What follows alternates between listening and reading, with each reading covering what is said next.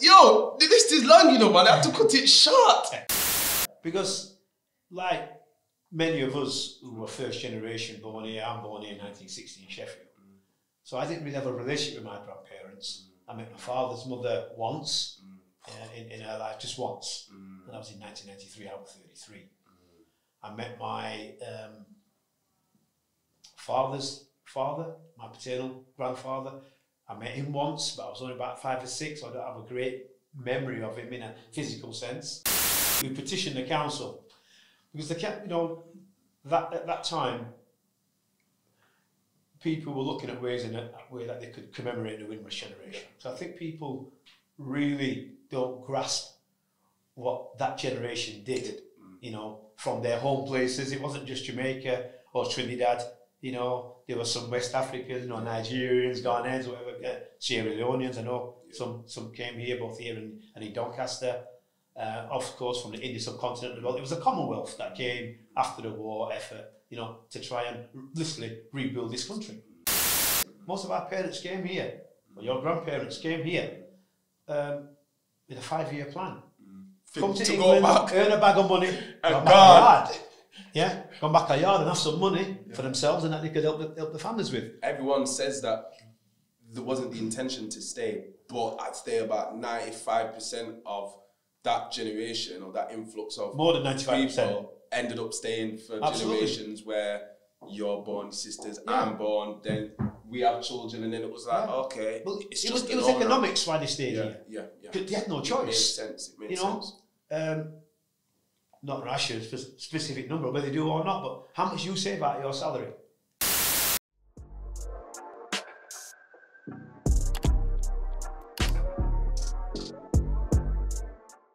People, you're now watching the Daily Devotion Podcast, the space where we connect and engage with creatives from various industries to share insights on their journey thus far. And it is our utmost pleasure to be sat with a figurehead for Sheffield, a man with extensive experience of the youth justice system and criminal matters. He's also an advocate for mental health, more specifically amongst males. He is also the board of director at Sedaka Sheffield. The man himself, Robert Cotterill. Wow.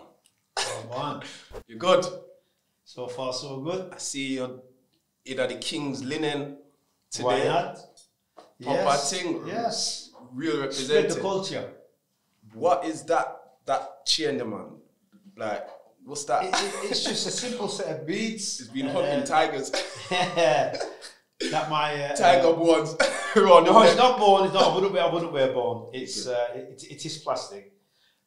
My brethren Olivier Sedaka, one of the directors, gave to me. We brought back from Cameroon, and I wear with pride, spreading the culture. And you do know you're there at my yard now, innit? Sure. You're there at my yard still, but no, give thanks. Thank you for coming through. Bless. Massive. Bless. How are you doing? How's things? How's life? Life at the moment, you know, if I put money aside, because I don't try to stress too much about money, life's good. Life is good. You know, I've raised 2 sons, also your brethren, and now they're raising their 2 sons, and that is just mind-blowing, watching your children raise their children, although they're not, no, my children are young men now. And I have one of my grandchildren every Tuesday. He's 19 months. He gets about. He gets about. Yeah, I'd say it's a good job. I'm into a bit of fitness. Yeah. Because I'm up and down with that young boy almost all day, from him arriving at 9:30 till him leaving at 6 p.m. But yeah, so life's good. You know, Catherine and I, you know, enjoying grandparenthood. Brilliant. You know, it's tough as a parent because, you know, you raise your children, and you know it's glorious. It really is. It was glorious raising my 2. Other than the times when one of us brutes, you know you are. It can be tough at times, of course, when they get to teenage years or whatever. It gets tough because they become independent. They want to do things their way. You want them to do them your way. Then you have to have this internal battle about what you let them fly with and what you want to keep control of, if you like, because it's your house. But I had to let some of that my dad's things go, you know. But now watching them raise their sons. Mad. It's mad. Mad in a beautiful way. Yeah. You know? Yeah. And me being involved in raising them it's a madness I never thought would come into my life. You know what I mean? Especially sons, raising sons. Yeah. Because like many of us who were first generation born here, I'm born here in 1960 in Sheffield. So I didn't really have a relationship with my grandparents. I met my father's mother once in her life, just once. And that was in 1993, I was 33. I met my father's father, my paternal grandfather. I met him once, but I was only about 5 or 6, so I don't have a great memory of him in a physical sense. Met my mother's parents maybe 6 or 8 times, but not so much that you've really got a relationship. You know? So, you know, it's an eye-opener for me, and I know how I raised my 2 sons, but in trying to raise my grandson as well, helping to raise my grandson.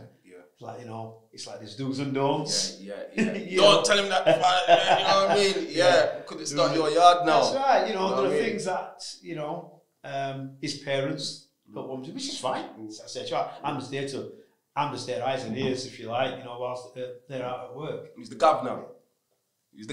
Yeah, well, the governor. I still feel say I'm the governor. I still feel so. Yeah. But yeah, so it's so life is about that at the moment. Brilliant. Life is good on a personal basis. Professionally, life is testing. Yes, always. Yeah, you know, being shared off Sadaka, it's we've had some interesting journeys. You know, well, it's all one journey, but we've had an interesting part of the beginning of the journey. But now, doing a lot of networking, doing a lot of partnerships, and things are looking up. Turning that cog, definitely. Yeah. It was a big oil tanker to turn around in a very, very small space. You know, some crippling debts. You know, issues with, you know, certain sectors of the community that really don't want anything to do with Sadaka, because, you know, maybe some of them are basing it on the old views and the old ways of running Sadaka. I can assure people it's running in a very, very different way now. So it's still testing, but it's very rewarding. Not financially, because we're volunteers. Yeah. But what we're bringing back, or what we're trying to get back, and how we're trying to engage, particularly with young people. Briefly on Sadaka, obviously I've seen a lot of things that have come out of Sadaka now, being birthed since this new injection of life, youth, whatever else, you know, events. I'm sure White Yard is coming as well. On the 19th, that'll be massive, so get yourself down to Sadaka Sheffield, the 19th of March. The tickets are online. It's going to be a sellout. Sellout. So already, it's got a new pulse, like we're saying. Very briefly, what is Sadaka Sheffield for those who don't know? Sadaka stands for Sheffield and District African Caribbean Community Association. We came into existence in 1986. Well, we got the keys to the door in 1985. It took about a year to renovate the place, you know, with some of the elders. Guy Lambert, who was one of the elders, had some trade skills. He took on a group of trainees, and we basically just gutted the place, renovated it, created the bar space, did things around the kitchen area, and turned it into the place that we opened the doors to the public on the 1st of, I think it was the 1st of April, 1986. I've always had an involvement with Sadaka over the years, but never anything in a formal way, just casual as I like, to go to the Saturday school there, etc. So we used to have a Saturday school. We'd like to reinstate that. We had adult education programs, you know, in partnership with the education department. We do have a daycare centre for our elders, and at the moment we're opening the doors to the public and to our elders Tuesdays and Thursdays. But obviously since the pandemic and during the pandemic, people have been a bit reluctant to come out, because a lot of our elders they are vulnerable. They're more vulnerable than you at your age to, you know, although I'm not saying you can't get affected, but they are more vulnerable. You know, they're dealing with things just like Alzheimer's, dementia, diabetes is an issue for our communities. But I think obviously one of the biggest things, maybe something that we don't talk about much, is getting old. Just getting old, not having the mobility that you had or the strength that you had, or having the get up and go that you had, you have less energy. And so we still serve them. We cook them a meal every Tuesday and Thursday. They come in. They food bad tough. Nice tough. Yeah. Nice. Cook little Dominoes. Yeah. Dominoes being one of the, biggest pastimes. In fact, sports that the Windrush generation did. Yeah. But not only is it good for sport and having a competitive edge, it's good for people who have got that early Alzheimer's, dementia, because it keeps the brain active. Yeah, definitely. Because if you've seen some of them older guys and older women play dominoes, they're magicians. Fire. Yeah. It's a whole drama watching them play. Yeah. But it's also a very highly skilled people. The way they play, not the way that I try and play, but the way they play, it's a highly skilled game, full of tactics and bluff. They'd all be very good poker players. But yeah. So we're there. We've at the moment we've got some good partnerships. Fantastic. With both universities in Sheffield, particularly University of Sheffield, where we're in partnership with their architecture architecture department, and mainly around environmental and landscape architecture. So they're doing things around the area and using Sedaka as a focal point for the Wicker area. Brilliant. We should go because we've been there a long time. What people don't realise is that alongside Sedaka, there were two other businesses that were there when Sedaka were there. One was Scott's Barbers, with Scott himself, or that plot. Right at the end of the block there. I think he retired just a couple of years ago. And there's also Sisman's electrical stores. They've moved out now, and that's going to be the Black Air Show products, etc. I should mention the name, so I won't, just in case. But besides those two long-standing businesses, Sedaka's been there the longest. All that business and commerce around Sedaka. I mean, probably two of the most popular takeaways in the city, on the corner of Windrush Way. Windrush Way. I'm so sorry to interrupt. I remember being in. Was it in the Town Hall? Town Hall in the chambers, yeah. Yourself, myself, Olivier, Brooke. Yeah. We're there to change the name of the street. We petitioned the council because at that time people were looking at ways that they could commemorate the Windrush generation. So I think people really don't grasp what that generation did. From their home places. It wasn't just Jamaica or Trinidad. There were some West Africans, Nigerians, Ghanaians, whatever, Sierra Leoneans. I know some came here, both here and in Doncaster. Of course, from the Indian subcontinent as well. It was a Commonwealth that came after the war effort, to try and literally rebuild this country. There were jobs in building trade, in transport, NHS, that the own population didn't want to do. That's the bottom line. Because if they did, there wouldn't have been room for people from the Commonwealth to come in. And one thing I would like to say on that is that there's this massive scandal now, this so-called hostile environment that was created by the Home Office when Theresa May was Home Secretary. They created this hostile environment where they basically destroyed the evidence to show that these people had a right to be here. And destroyed it, and then made them fight their way out. There was a case just on the news, I think, Monday, I think it was, where a woman had finally got back into England after being turned out to like 10 years previous, lost her house, lost benefit, everything. But she's finally got back in. But what people don't realise is that my parents came to England in my dad came in 57, I think, my mum came in 58. So he came first and then CNPR. No, my dad met in Sheffield. Okay. They met in Sheffield. I think they both came in 57. Okay. So my eldest brother was born 58. So they met in Sheffield. But when they came here, or when they were born in Jamaica, well, my dad was born 1934, I think. He was born a British citizen. There was no Jamaican flag. there was no Jamaica as an individual entity.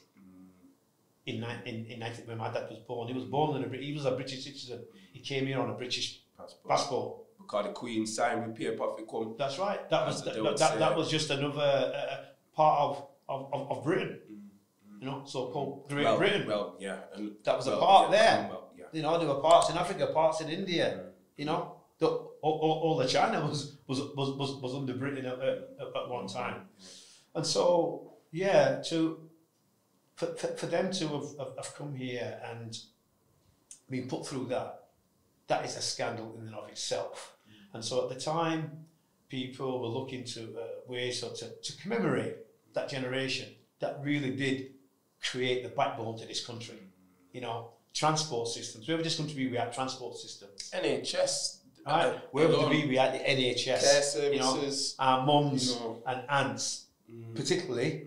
You know, mums, aunts, and sisters that were unqualified nurses, qualified nurses, management level nurses, hospitality, everything. Right?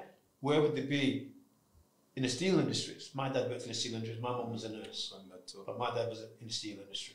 Where would this country be without that influx? Because don't forget, when they came here, they didn't take off to the Cotswolds. You know, they weren't going up to the Norfolk Broads or to the Yorkshire Dales. They were forced to come to all the industrial areas. London, Bristol, Leeds, Manchester, Birmingham, Leeds, Sheffield. Those were the main areas that our parents came to. You know, and it wasn't by chance. Those were the industrial areas, the areas that needed labour, because those were the areas that were hit. You know, lots of London was razed to the ground. And so, yeah, to look to commemorate their presence, their efforts, and their loyalty to this country. Because that's what it is. Most of our parents came here, or your grandparents came here, with a 5-year plan. Come to England, earn a bag of money, go back a yard. Yeah, go back a yard and have some money for themselves and that they could help the families with. Everyone says that there wasn't the intention to stay, but I'd say about 95% of that generation or that influx of more than 95% people ended up staying for generations where you're born, sisters, I'm born, then we have children, and then it was like, okay, well, it's it was economics why they stayed here. Yeah. They had no choice. It made sense. Not rash a specific number, whether they do or not, but how much you save out of your salary? You know what I mean? How much do you think our parents could have saved? Yeah. Coming here with nothing. They were under a lot of them were under the claws, and I mean that in the sense I'm saying, under the claws of rackment type landlords, you know, getting robbed, getting put, you know, in a room this size here, where we're here today. There would have been about 40 men on bunk beds in my dad's time, you know. So when the night shift come in, the morning shift's going out to work, share the same beds. When the morning shift comes in, the afternoon shift's going out to work. 24-hour clock. So in this room, I've got 40 or 60 people. How many bunk beds could you get side by side? And then they just got that corridor out there, you know, to do the cooking and cleaning on one little gas stove. Poor living conditions. And so under those kind of conditions, you know, all the money that they had was 99.9% was disposable income. It was spent on bills, on food, rent. You know, very few of our parents of that your grandparents' generation actually bought their house. You know, my mum never did buy her first house until I was turned 20 years old. You know, and so to commemorate them, and so with a friend and colleague of mine, Nadia, we talked about this idea about having a road renamed in their memory that would be a permanent fixture in this city. So yes, we took it to the council and heard it on the full chamber, and they immediately agreed. So there was some resistance by some people because again, even in Sheffield, we have the LGBT community who have their quarter. We also have another area of the city that has their quarter. So it's only right that we or people of that generation have that as well. Yeah. And there But we shouldn't haven't be got- no yeah, resistance for but that. we haven't quite got a quarter. But that's So- something I'm campaigning for. yeah, Don't for you as worry. well. That's something I'm working on. And so after there was the agreement, there was then an agreement that we would meet in the weeks to come following the petition and the agreement to find a suitable road. So the planners came from the council and they suggested this road that's off Derek Dooley Way and like somewhere behind that motorbike place. Where nobody can see. Exactly. Where nobody even goes. And I said, maybe we could find something a bit Closer, more. a bit more appropriately That's right. set. So I suggested Nursery Street. Which is, Right. the other side. Yeah, Nursery Street. One, it's a reasonable length road. Yeah. Two, it's got one of the first black churches Testament on that church, road. yeah. Three, the symbolism of the river on your right hand side, on the whole length of the road, because the Windrush was a ship. Yeah. So there's that symbolism. So but they said, oh no, we can't do that because we'd have to consult people, we'd have to change we'd have to pay them to change all the letterheads. It's like, well, it's just a font in a laptop these days. But never mind. Yeah. And so then they had a little shuffle around, and we didn't really. We thought that it should have been a much more imposing street than old Wiley Street, but that's the way it went. But nevertheless, that's there. And then because they did it in the pandemic, so there wasn't a chance to have a big ceremony and the star come down, BBC Radio Sheffield, etc., and spread it across the media. So that's why it just kind of like slipped in. But never mind, it's still there. Well, it'll remain. Again, give thanks, because obviously for us growing up now, we need to see things that we can obviously identify with, and obviously we're going to get into identity and why that's important. But even just in terms of Sadaka, what the past generations have done, what yourself have done, Olivier, Robert, everyone involved, Nadia, everybody that's been involved in rebuilding not just the space, but the narrative about the space. It's fantastic. Yeah, I mean it's a fantastic space. Yeah. You won't find an organisation or a building like Sadaka that we occupy, like Sadaka. You won't find it in London or Bristol or Birmingham or Manchester or Cardiff or Leeds. You won't find it.